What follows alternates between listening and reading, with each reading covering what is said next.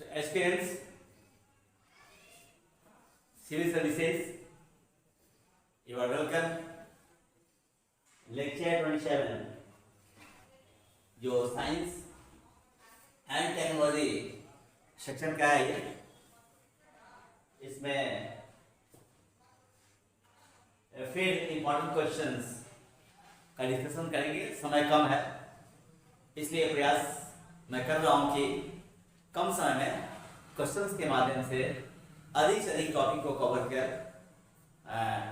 आपको एग्जाम में बेहतरीन के लिए तैयार मैं कर सकूँ। So come to the first question.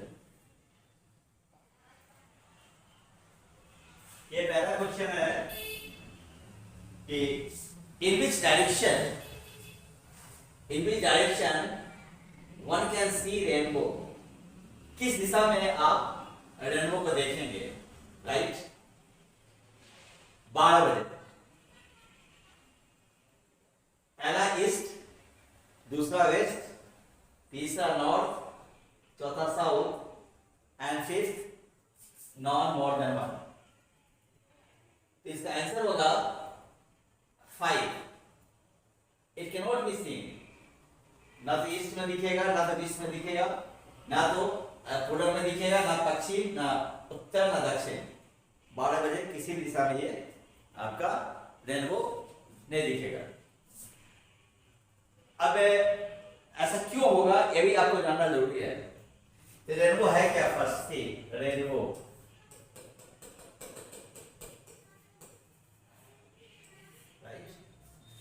अक्सर आप देखते हैं कि वर्षा के दिनों में, वर्षा के बाद आकाश में भिन्न भिन्न रंगों की पट्टी दिखाई पड़ती है। नॉर्मली 7 रंगों की पट्टी दिखाई पड़ती है आकाश में। और ये आप गौर करेंगे आप कि रेनबो वर्षा के बाद दिखता है और आपके सामने सूर्य हो, आपके पीछे सूर्य हो और आगे रेनबो आप देखेंगे। तो 12 बजे क्या होगा? नहीं दिख पाएगा ना। 12 बजे तो सूरज क्या होगा? आपके हेड के ऊपर होंगे, इससे रेनबो आपका 12 बजे नहीं दिखता है। तो पहला रेनबो के बारे में आप जान लें कि रेनबो यह कलर डिस्प्ले है। पहला तो ये कलर डिस्प्ले है,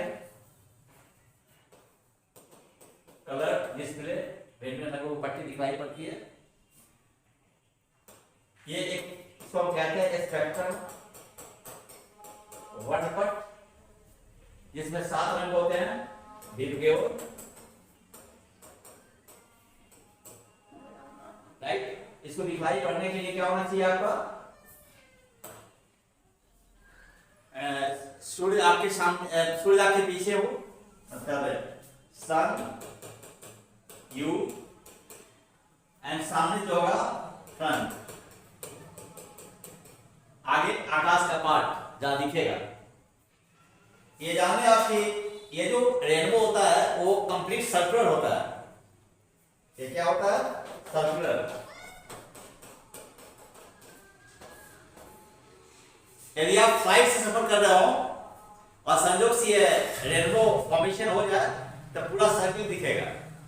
लेकिन क्या है, हम जब नीचे से देखते हैं, पृथ्वी सतह से देखते हैं तो क्या होता है? इसका आंशिक, वृत्त का आंशिक पार्ट हमें दिखता है।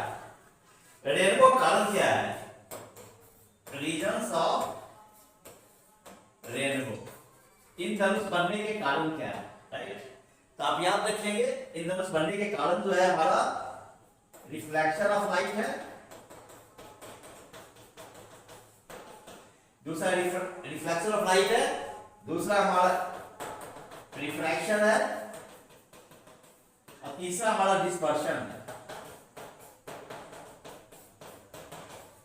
और वर्षा के बाद जो बूंदे फंसी होती है स्काई के अंदर, ड्रॉप्स जो होते हैं, वाटर ड्रॉप्स,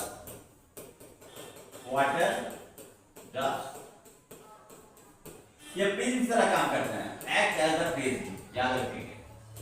राइट, और प्रिज्म से जो क्या है, सूर्य का प्रकाश गुजरता है। तो आप जानते हैं कि सूर्य के प्रकाश में क्या है, इलेक्ट्रोमैग्नेटिक स्पेक्ट्रम है, विद्युत चुंबकीय वर्णपट बनता है जिसमें 7 विजिबल है और बाकी क्या इनविजिबल है।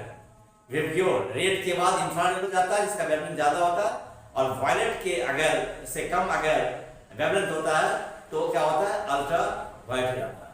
तो क्यों हुआ रेनबो, क्यों बना, इससे बना रेनबो कि because of refraction of dispersion of light passing through the water droplets that act as a prism, जो प्रिज्म का काम करता है। क्लियर? नेक्स्ट हम आते हैं कि which ray is used to cure, कौन सा जो हमारा रे होगा जो इंटेस्टाइनल डिजीज को क्योर करने में काम आएगा। तो पहला हमारा अल्फा रे लिखा है, हमारा ये ऑप्शन नहीं है हमारा अल्फा रे। दूसरा आपका ऑप्शन है कॉस्मिक रे, तीसरा ऑप्शन गामा रे है,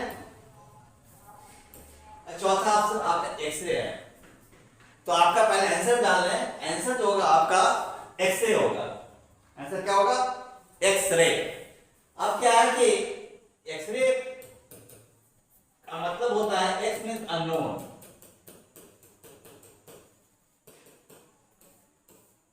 अननोन क्या है, अज्ञात, याद रखेंगे। एक्सरे क्या है, यह हमारा इलेक्ट्रोमैग्नेटिक एक्सरे क्या है, इलेक्ट्रोमैग्नेटिक रेडिएशन है। जैसे आप देखेंगे हमारा जब प्योर है, और मैंने बताया कई बार कि lambda increases from violet to red, तो इधर जाएंगे तो आपका क्या हो जाएगा, इंफ्रारेड हो जाएगा, इधर जाएंगे तो आपका अल्ट्रा वायलेट हो जाएगा, राइट। इसी पार्ट में आपका एक्सरे आता है। मींस एक्सरे का वेवलेंथ जो होता है वो काफी कम होता है।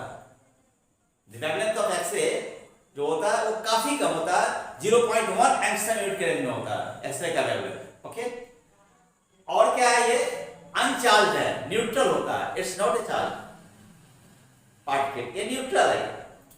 एक्सरे का डिस्कवरी रॉन्जन नामक साइंटिस्ट ने किया था, रॉन्जन, RONTGN, रॉन्जन नामक साइंटिस्ट ने एक्सरे का इन्वेंशन किया था, याद रखें। नेक्स्ट हम आते हैं, the velocity of light in free space is, free space velocity of light का मान कितना होता है, आप समझ रहे हैं।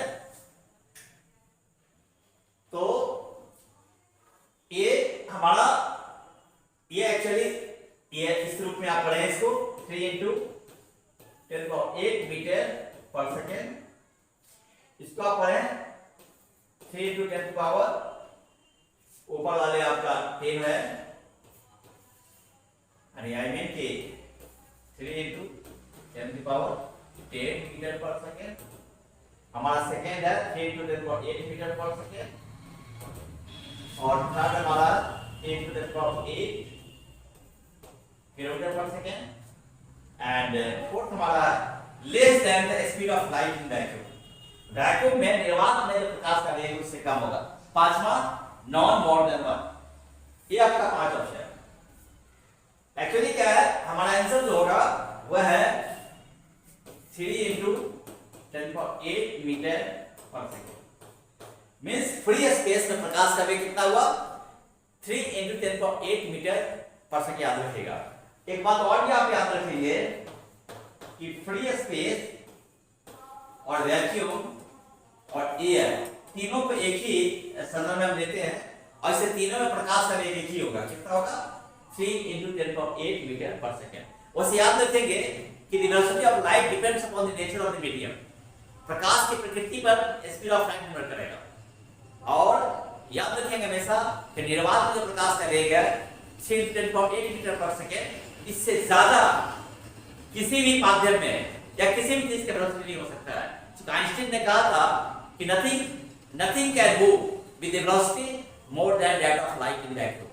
किसी भी चीज का, किसी भी वस्तु का, किसी पिंड का वेग, कण का वेग प्रकाश के वेग से ज्यादा नहीं हो सकता है, याद रखेंगे।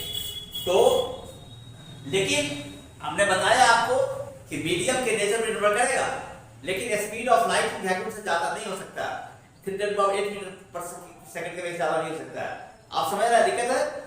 तो ये आप एक फार्मूला भी याद रखना फॉर्मूला है mu is equal to C0 बटा C, जहां पर म्यू को कहते हैं ऑर्थोनाम रिफ्रैक्टिव इंडेक्स। दरअसल किसी माध्यम में स्पीड ऑफ लाइट होगा वो म्यू के वैल्यू पर निर्भर करेगा। जैसे म्यू का वैल्यू होता है वो ग्लास के लिए 1.5 होता है, वाटर के लिए 1.33 होता है। म्यू का वैल्यू जितना ही कम होगा उस माध्यम प्रकाश का वेग उतना ही ज्यादा होगा, याद रखिएगा। नेक्स्ट हम आते हैं कि for saving purpose which of the following is used. दाढ़ी बनाने में किसका इस्तेमाल होता है? कॉन्वेक्स लेंस का, कॉन्केव मिरर, कॉन्वेक्स मिरर का, बोथ कॉन्वेक्स लेंस और कॉन्वेक्स मिरर का, फोर सिलिंड्रिकल लेंस का, फाइव। इसमें से आपको कोई भी ऑप्शन सही नहीं है। कॉन्वेक्स लेंस भी नहीं होगा, कॉन्वेक्स मिरर भी नहीं होगा, दोनों ये भी नहीं होगा, सिलिंड्रिकल भी नहीं होगा, आपका जो इसमें से कोई भी नहीं होगा। और आंसर है हमारा कॉन्केव मिरर।